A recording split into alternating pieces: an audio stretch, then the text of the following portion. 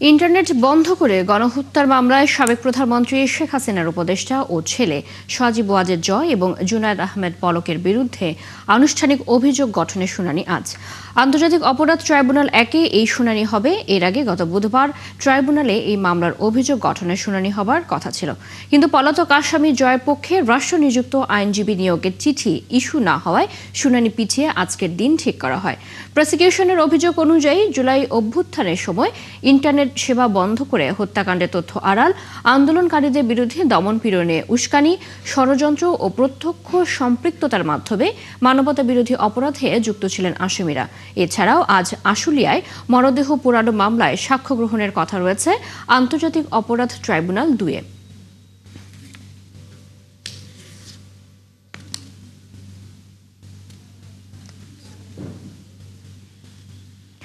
দর্শক, এই মুহূর্তে ট্রাইব্যুনালে আছেন আমাদের সহকর্মী মাইনুল মারুফ। সেখানকার আরো খবর নিয়ে তার সাথে যুক্ত হচ্ছে।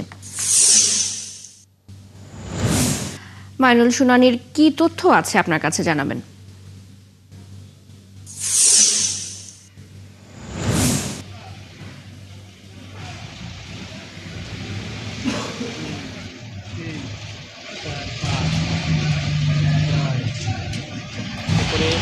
গণহত্যার একটি অভিযোগ আনা হয়েছে সজীব ওয়াজেদ জয় এবং জুনায়েদ আহমেদ পলকের বিরুদ্ধে। এছাড়াও তাদের বিরুদ্ধে হত্যার ষড়যন্ত্র এবং উস্কানির অভিযোগ কিন্তু রয়েছে। এবং ইন্টারনেট বন্ধ করে যে মামলাটি, যে মামলাটির আজকে শুনানির কথা রয়েছে অভিযোগ গঠনের বিষয়ে, এই মামলাটিতে প্রায় যত মানুষ মারা গেছে এই ক্ষেত্রে এই যে হত্যার তথ্য গোপন করতে বা গণহত্যা চালাতে সহায়তা করতে ইন্টারনেট বন্ধ করে এই ধরনের ঘটনা ঘটানোর কিন্তু অভিযোগ করা হয়েছে। এবং এসব মামলায় মূলত আজকে অভিযোগ গঠনের শুনানি হবে। এর আগে কিন্তু এই মামলায় যেই সকল অভিযোগ তাদের বিষয় ছিল সে সকল বিষয় তুলে ধরে কিন্তু প্রথমে তদন্ত প্রতিবেদন, পরবর্তীতে এই তদন্ত প্রতিবেদনের বিষয়ে যে এক অভিযোগ আমলে নিয়ে শুনানি তা হয়। পরবর্তীতে সজীব ওয়াজেদ জয়ের বিরুদ্ধে গ্রেপ্তারি পরোয়ানা জারি হয় এবং এরপর কিন্তু পত্রিকায় বিজ্ঞাপন দেওয়া হয় যে আসামিরা হাজির হওয়ার জন্য।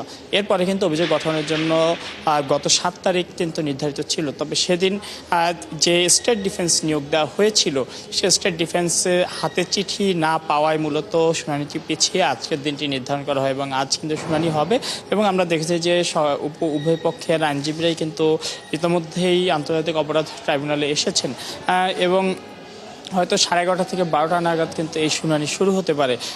এর বাইরে আজ কিন্তু যে আশুলিয়ায় মরদেহ পোড়ানো যে মামলাটি রয়েছে, যেখানে মোট 7 জনকে হত্যা এবং 6টি মরদেহ, এর মধ্যে একজন যখন পুড়িয়ে দেওয়া হচ্ছিল তখনও জীবিত ছিল বলে বলা হচ্ছে। এবং সেই মামলায় কিন্তু আজ সাক্ষ্য গ্রহণ রয়েছে। মূলত আজকে সাফাই সাক্ষী যারা আসামি, তাদের যে সাক্ষী থাকে আসামিদের পক্ষে, সেই সাফাই সাক্ষী হওয়ার কথা রয়েছে। এবং সাফাই সাক্ষী শেষে এই মামলাটিও কিন্তু যুক্তিতর্কের দিকে যাবে এবং যুক্তিতর্ক শেষে এই মামলাটিও রায়ের দিকে যাবে আর কি। অর্থাৎ যুক্তিতর্ক উপস্থাপন হবে, এরপর একটি তারিখ নির্ধারণ করবেন আন্তর্জাতিক অপরাধ ট্রাইব্যুনাল, এরপর কিন্তু এই মামলাটি রায়ের জন্য একটা দিন নির্ধারিত হবে।